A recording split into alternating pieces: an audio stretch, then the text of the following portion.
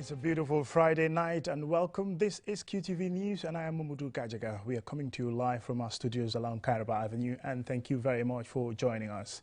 Here are the main local and international news headlines. A ministerial delegation from Senegal has arrived to meet with Gambia's Vice President and Fisheries Minister in an attempt to resolve the situation in Sanyang, which sees several Senegalese citizens in refuge. A forum has brought together various stakeholders to advocate for Gambia government to ratify the ILO Convention 190, which relates to safeguarding people in the workplace from gender-based violence. 30 young journalists from the Media Academy for Journalism and Communication, MAJAC, are to benefit from scholarships funded by the British High Commission. At the TRRC, a former Solicitor General tells how the judiciary was compromised under the Jammeh-led government. And in international news, yesterday was International Day of Remembrance of the Victims of Slavery, and we look at what it means.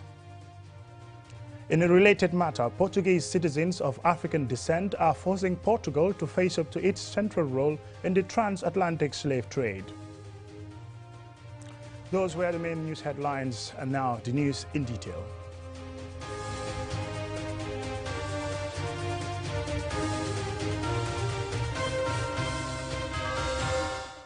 Welcome and many thanks if you're just joining us. This is QTV News. A delegation from the Senegalese government, led by its Minister of Fisheries, today paid a visit to State House for talks with the Gambia government on the recent Sanyang murder incident and the situation of Senegalese nationals in the country. Meanwhile, the Vice President has urged for calm in the country, giving the reassurance that due process will be followed to address the consequences of the Sanyang incident. Mamadou Lamin Choi has the details. The governments of Senegal and the Gambia are harnessing their diplomatic ties to fix a problem that arose as a consequence of a murder incident in Sanyang. The incident sparked anger directed towards the Senegalese nationals in the village, as well as destruction of public and private property. Officials of the two countries, including their ministers of fisheries and the Gambia's vice president, held a high-level meeting and discussed the progress in addressing the problem. Highlighted in the meeting are the cultural and bilateral relations between the governments and peoples of the two countries, whose families are also interrelated. In the wake of the Sanyang incident, there have been government efforts to contain the situation and protect the lives of Senegalese nationals, whose lives were threatened in the wake of the flare-up. This comes as a relief for the Senegalese government, whose minister expressed gratitude to the Gambia government. We thank the Gambia government for its actions in the wake of the problem and its actions of protecting our people in the country. Since my visit to the country, I and my ministerial counterpart have been holding talks because he and I are entrusted with common responsibilities. There are certain industries emerging in our countries, and when one assesses them properly, you will realize that they are not good for our resources. We should look into things like that with common perspective to regulate them by coming together to put our efforts together for proper surveillance of our rivers to protect it. The Gambia's Vice President, Dr. Aïssatou Touré, speaks on behalf of President Adama Barrow at the meeting, saying that the Gambia was acting responsibly when it took measures to address the Sanyang tension and offer protection to the Senegalese nationals. Dr. Touré also urges for calm and peace in the Gambia and gives the reassurance that the law will take its course in response to the murder incident and the destruction of property. We are going to follow the due process, but they must also be peaceful. We need a peaceful Gambia. We need a Gambia where people will be ready to say, I'm going to invest because I know I am safe. If anything happens, the rule of law is going to be. But if it is going to be like what I saw over there, it's very difficult. And I believe that we must remember the past. The Gambia's Minister of Fisheries, like his counterpart, have stressed the need for policy actions and regulations for proper management of our marine resources. Sustainable management of fishing in the country is currently faced with challenges such as the lack of surveillance capacity. We, the Gambia, unfortunately, are yet to be able to police our boundaries. We are now discussing the possibility of buying two surveillance boats. We have a fisheries management system now that will tell me every time a ship enters the Gambia, we know what they are doing. And if they are in the wrong areas, we will get the Navy to go and put them. So every country, Senegal has the same effort. But in our bilateral relationship, we put in policies that we must review annually between Gambia and Senegal. Being the closest neighbors in the sub-region, the Gambia and Senegal have lived in peace and harmony for long. The governments of both countries in history have fostered relations that have proved beneficial, especially in times of crisis. Recent events show they must continue to do so. Mahmoud Lamin Choi, QTV News. Mahmoud Lamin Choi reporting there. As part of activities marking the International Women's Day, the Network Against Gender-Based Violence on Friday organized an advocacy program with National Assembly members and stakeholders to support the advocacy for Gambia government to ratify the ILO Convention 190, which relates to safeguarding in the workplace. Ajibintu Drame reports. This year's 16 days activism, coupled with the International Women's Day, emphasizes the advocacy against gender-based violence in the workplaces to safeguard the rights of women and vulnerable groups in the workforce. At the event, Omar Baji, the director of Action Aid, said he hopes that NAMS and government will implement stringent laws for the rights of women to be safeguarded and protected. We all have a responsibility, individually and collectively, to ensure that violence and harassment at the workplace is fought and eradicated. As National Assembly members, your role is special because you have the mandate to make laws that will deter people from harassing each other because of their positions in the workplace. Usman Sila, the National Assembly Select Committee for Health, Gender and Social Welfare, had this to say.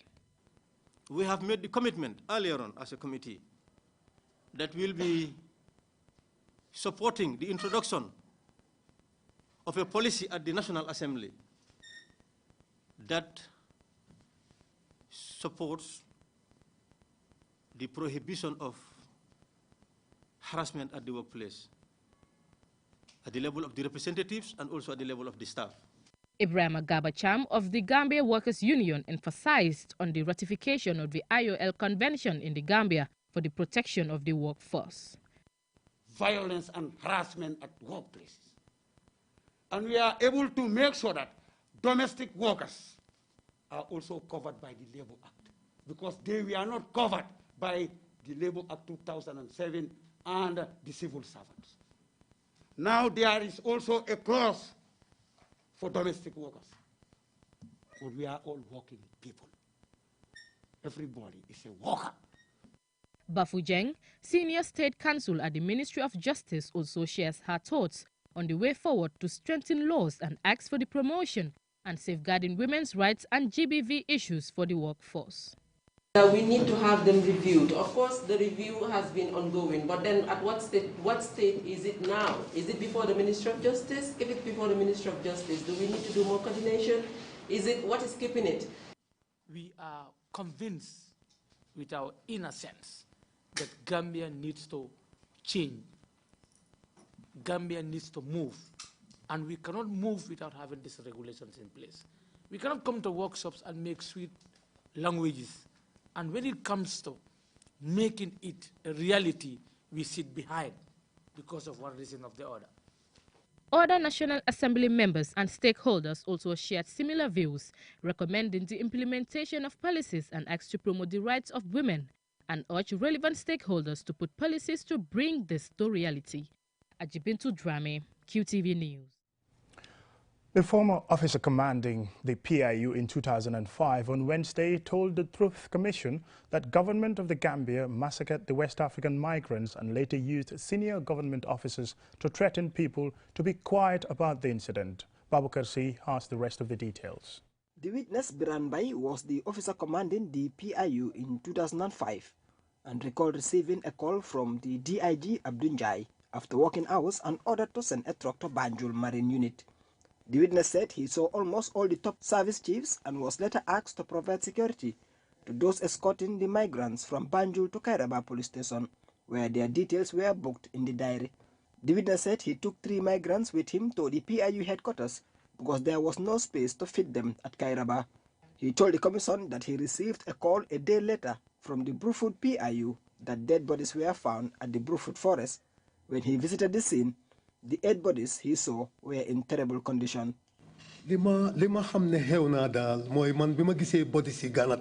What I know happened was when I saw the bodies in Ghana Town, then suma mind click na ma visit suma guard be ma deploy kill Baba Diop.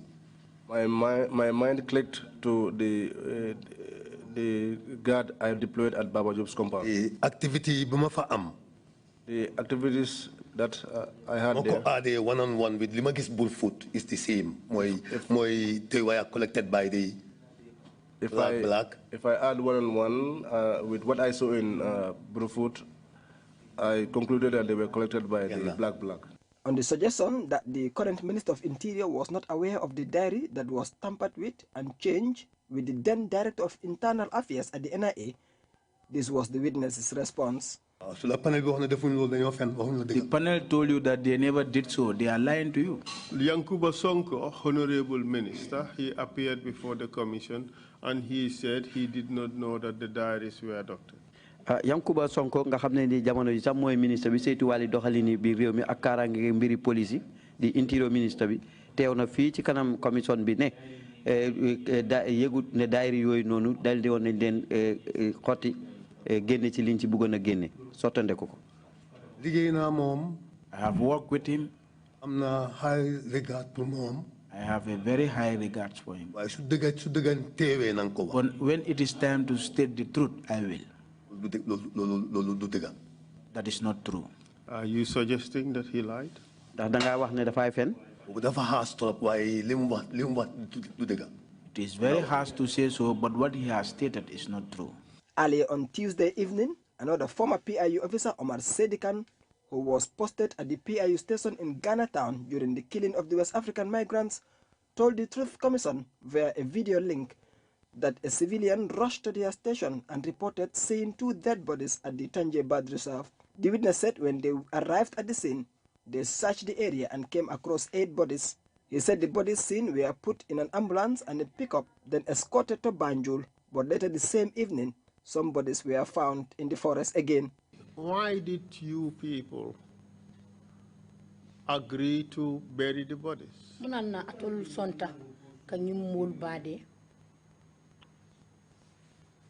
Well, that's what our inspector told us, and that's what we work on, our command inspector's command. The witness said he knew at the time that burying those bodies was wrong, but it was an order from the inspector. He further told the commission that as junior officers, they knew something was not right and that the government was hiding something. Babukar C, QTV News. From that report by Babukar C, we will take a short commercial break, and still to come we will have some local and international news stories, but do stay tuned. Join the Gambia's fastest growing network and enjoy high-speed 4G LTE. Dial *335# to subscribe to QCell's 4G LTE service. There's no need to swap your SIM. QCell, Senior Boss. We innovate, others follow. Buy your QCell credit using your QMoney account without any hassle. Cash in any amount starting from $10 and enjoy the amazing services QMoney has to offer. With QMoney, life is easy. Visit your nearest QMoney agent to cash in or call customer care on 133. Don't forget to wash your hands with soap after handling cash. QMoney, Sunyu Kalpe.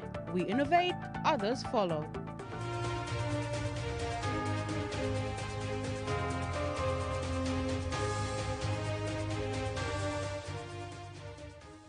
Welcome back, and if you're just joining us, this is QTV News and I am Mumutu Kajaga.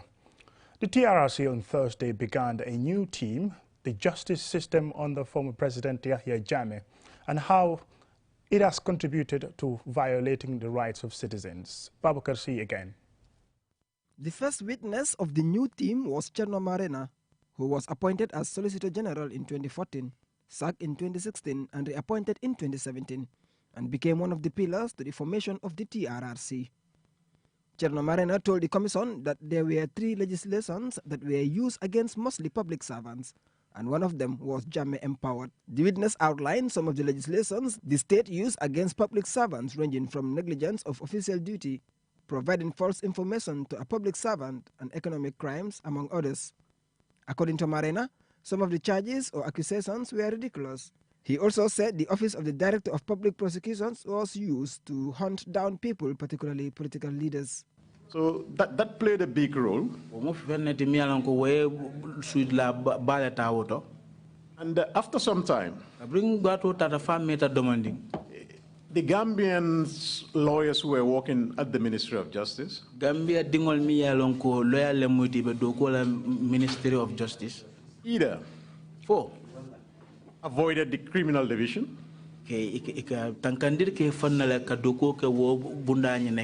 criminal division or left the ministry. And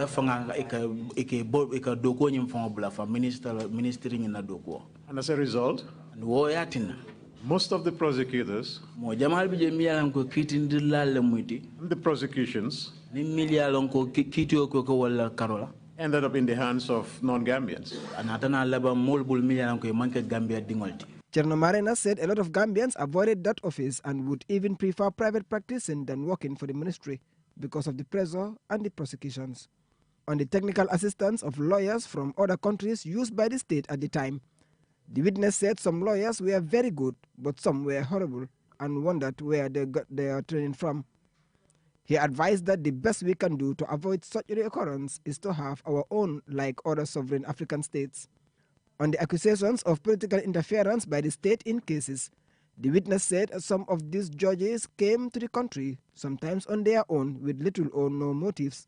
These, he said, were the people used by the state at the time to satisfy the state, mostly illegal.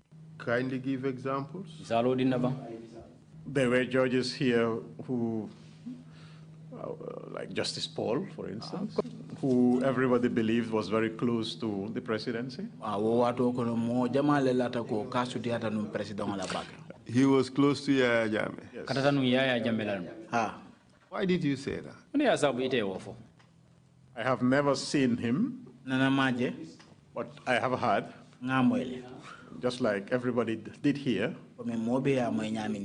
that he would even go to Kanilai during the weekends. So, what nationality was he? Justice Paul was a Nigerian. Justice Paul was Nigerian. A judge going to the home of the president?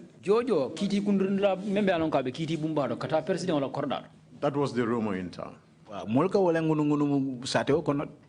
He gave the examples of the Baba Job case and other cases that Jammeh had an interest in and would use what Marena called the machinery judges to rule in favor of the state. The witness revealed some of the challenges of the legislature faced due to interference by the executive. He went further to tell the commission that there were rumors circulating that some of the hired judges were paid in dollars, but this, he said, he could not verify.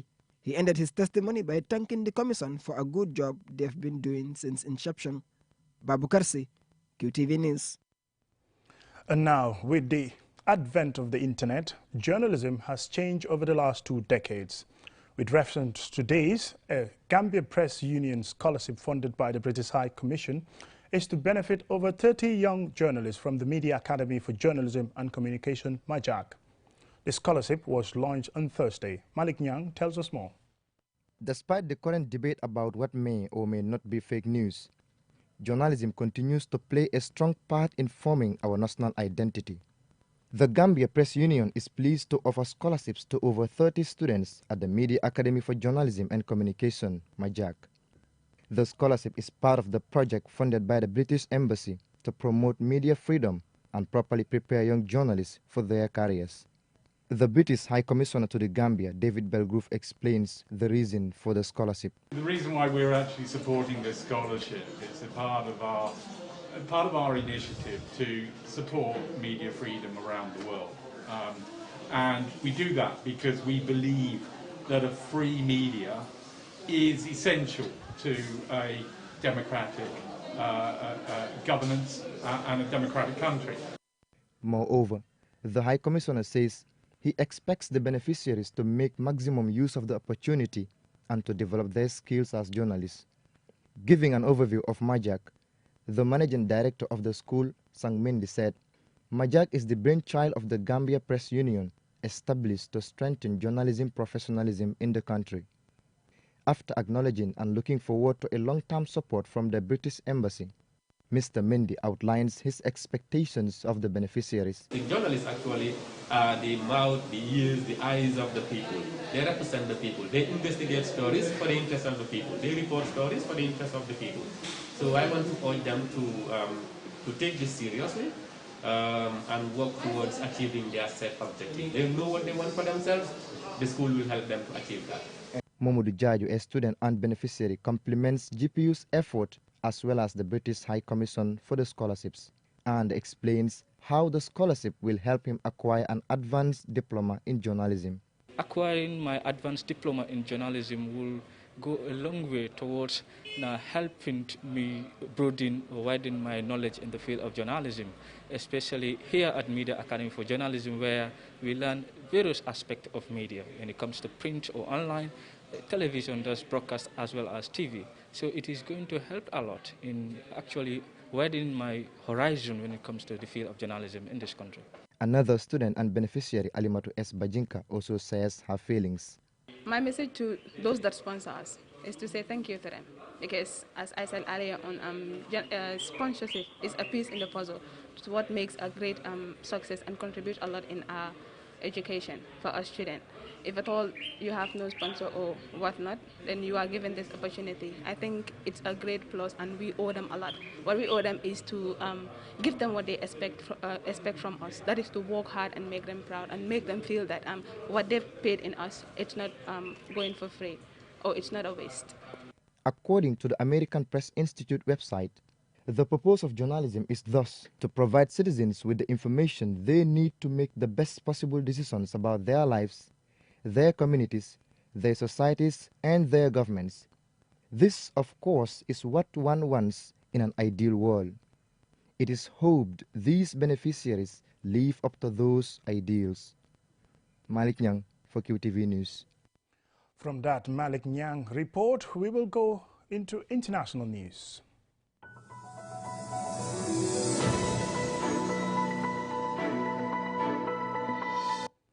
Every year on March 25th, the world celebrates the International Day of Remembrance of the Victims of Slavery in honor of the people who suffered and lost their lives to slavery. The day also intends to raise awareness about evil practices like racism and injustices.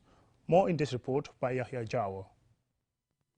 According to the United Nations, for over 400 years, more than 15 million men, women and children fell victims to the slave trade, the worst violation of human rights in history. The theme for this year's commemoration is Ending Slavery's Legacy of Racism, a global imperative for justice. The theme reflects the global movement to end injustices whose roots lie in the slave trade, and also highlight the importance of educating about the history of the transatlantic slave trade and slavery, to bring about an acknowledgement of slavery's impact on the modern world and address its long-lasting effect by taking action against prejudice, racism and injustice.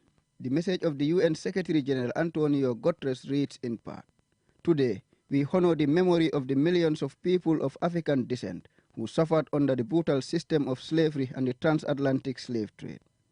And we honor the memory of the victims of the transatlantic slave trade by educating about its history and acknowledging its impact on our world today. The transatlantic slave trade ended more than 2 centuries ago, but the ideas of white supremacy that underpinned it remain alive. We must end the legacy of this racist lie. We must work together to address the pernicious and persistent consequences of slavery and the transatlantic slave trade it ends." The transatlantic slave trade began around the mid-15th century, when Portuguese interest in Africa moved away from the fabled deposits of gold to a much more readily available commodity, which is to enslaved people. By the 17th century, the trade was in full swing, reaching a peak towards the end of the 18th century. The transatlantic slave trade was divided into 3 stages, which is from America to Europe, Europe to Africa, and then Africa to America. All 3 stages of the triangular trade proved lucrative for merchants, thus spending a number of years in the business. Portugal was the first country to establish maritime trade with people on the African coast. By 1456, they had already reached the Gambia, but in 1588, Portugal sold the exclusive rights to the Gambia River to English merchants. Shortly after this, part of the Gambia was leased by Colan part of modern-day Latvia and Lithuania. The Colanders live amicably with the Gambians, having established an enduring and respectful relationship with the King of Nyomi and the Chief of Jufre. And Jufre is the home of Kunta Kinte, a notable victim of slavery. James Island was taken over by the British in 1661, a mere decade after the Colanders had founded it. The French and British fought for political and commercial rule over the Senegal and Gambia rivers for the better part of the late 17th century and into the 18th century. The battle ended in 1783 when the Treaty of Versailles gave control of the Gambia River back to the British. Reporting for QTV News, I am Yahya Jao. In a similar story, Portuguese people with African roots have called for a critical reappraisal of the dark transatlantic slave trade chapter as the world marks the International Day of Remembrance of the Victims of Slavery. Aliou Cissé this time. Portugal has long swept the dark history of slaves from Africa under the carpet. In Portugal, it is always said that slavery was not an invention of the Portuguese or the European, and that there always were slaves even before the 15th century. However, during what is called the Age of the Discoveries, beginning in the 15th century, the slave trade took on a transatlantic dimension, and Portugal led the way. Speaking to German broadcaster DW, Evelina Jazz, president of the Lisbon-based Association of Afro-Descendants, the Jazz, is now demanding that Portugal finally face up to its historical responsibilities and thoroughly evaluate its role in the story. We know that the structural discrimination of African people today is also the result of the transatlantic slave trade, which was largely introduced by the Portuguese starting in the 15th century. End of quote, Jazz, a native of Portugal with ancestors from Guinea-Bissau, told DW. Gilbert Ndesang from the Africa Multiple Research Group at the University of Beirut added that the new transatlantic slave trade turned Africans into objects that were seen as commodities for Europeans. Millions of Africans were forced to labor on European-owned plantations in Europe, the Americas, and the Caribbean. The town of Lagos in Portugal is where the African slave trade took root in Europe. In 1444, the first 200 captured black slaves from West Africa arrived in this enclave in the heart of southern Portugal's Algarve region. They had been kidnapped in raids after Prince Henry, the navigator, set up a trading post off the coast of present-day Mauritania. Different forms of slavery already existed, but a newly efficient and barbaric system soon arose from Europe. Profits from the sale of those first enslaved Africans led to more Portuguese raids of West Africa. Over 10 years, an estimated 800 slaves came to Lagos through this pre-Middle Passage route. As a result, Lagos became Europe's first African slave market, and it was enriching the Portuguese crown. Over a period of more than 400 years, more than 15 million men, women, and children became victims of the slave trade. According to historians, Portugal was the first country in Europe to officially abolish slavery 260 years ago. But the ban initially only applied to Portugal and its colonies in India. Slavery continued in other colonies. In Brazil, slavery was still practiced well after it gained independence from Portugal in 1822 and was not officially banned until 1888. Lisbon had been full of monuments to conquerors and explorers for centuries, but the city has not erected a monument honoring victims of slavery until this year. The idea now is to put a face to these people and show that they were not just victims, but strong personalities who developed strategies for survival, but also had a decisive influence on the culture of Portugal and Lisbon. Reporting for QTV News, I am Aliou Cissé. Some reports there on the dark ages of slavery, but we've all moved on, I think, since then. Before we end this bulletin of the news, let's take a quick look at our main news stories. A ministerial delegation from Senegal has met with Gambia's Vice President and Fisheries Minister in an attempt to resolve the situation in Sanyang, which sees several Senegalese citizens in refuge. A forum has brought together various stakeholders to advocate for the Gambia government to ratify the ILO Convention 190, which relates to safeguarding people in the workplace from gender-based violence. 30 young journalists from the Media Academy for Journalism and Communication, MAJAC, are to benefit from scholarships funded by the British High Commission. At the TRRC, a former Solicitor General told how the judiciary was compromised under the Jammeh-led government.